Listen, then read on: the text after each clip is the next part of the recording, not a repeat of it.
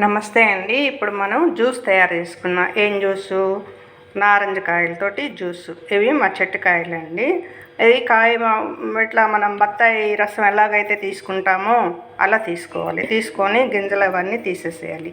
ఇదండి, 1 గ్లాసు రసానికి 2 గ్లాసుల పంచదార వేయాలి. 1 గ్లాసు వాటరు, ఇదో ఇట్లా గిన్నెలో 1 గ్లాసు వాటర్ పోసి చిటికెడు అంత ఉప్పేసి 2 గ్లాసులు పంచదార పోయాలి. 2 గ్లాసులు పంచదార పోసాను. తీగ పాకం వచ్చిందండి. తీగ పాకం వచ్చిన తర్వాత ఇదిగో ఇట్లా మనం జ్యూస్ వడకట్టుకోవాలి. ఏది?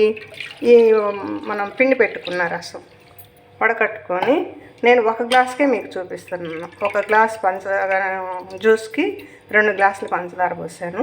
1 గ్లాస్ నీళ్ళు పోసి బాగా తీగ పాకం వచ్చిందాక కొంచెం సాల్ట్ వేసి తీగ పాకం వచ్చిందాక ఉంచేసి, ఆ తర్వాత మనం ఇట్లా జ్యూస్ తయారు చేసుకున్నాం. ఇది చల్లారిపోయిన తర్వాత బాటిల్కి పోసి పెట్టుకోవాలి.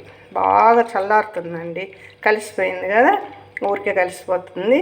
అట్లా వేడిమైన పోయొచ్చే కాదు, అట్లా పోసేసి మనం చక్కగా బాటిల్కి పోసి పెట్టుకోవాలి. బాటిల్ నిండా పోసి పెట్టుకొని ఫ్రిడ్జ్లో పెట్టుకుంటే, నేను 1 గ్లాస్కి 2 గ్లాసులు 1 గ్లాసు జ్యూసు, 1 గ్లాసు 2 గ్లాసులు పంచదార, 1 గ్లాసు వాటరు. 1 గ్లాసు వాటర్ గిన్నెలో పోసి 2 గ్లాసులు పంచదార పోసి కొంచెం ఉప్పేసాను. బాగా తీగ పాకంలాగా వచ్చిన తర్వాత ఈ మనం రసం తీసి పెట్టుకున్నాం కదా, ఆ రసం దీనిలో పోసాను. పోసిన తర్వాత వడకట్టిపోయాలండి. పోసిన తర్వాత ఇది చల్లారిన తర్వాత మనం బాటిల్లో పోసి పెట్టుకొని, 1 వంతు జ్యూస్ అయితే గ్లాసులో 3 వంతులు నీళ్ళు పోసుకోవాలి. నీళ్ళు పోసుకొని స్పూన్ పెట్టి బాగా కలుపుకొని చల్లగా తాగాలి. బాగా కూల్ వాటర్ పోయాలండి. ఇవి బాగా చల్లారిన తర్వాత బాటిల్లో పోసి పెట్టుకోండి. అట్లా నిల్వ చేసి పెట్టుకోవచ్చు. ఫ్రిడ్జ్లో పెట్టేసేయండి బాటిల్. మీకు ఎప్పుడు కావాలంటే అప్పుడు జ్యూస్ అలా తయారు చేసుకోవచ్చు. మనకి ఎప్పుడు కావాలంటే అప్పుడు పోసుకోవచ్చు. తప్పకుండా చేస్తారు కదా. ఓకే.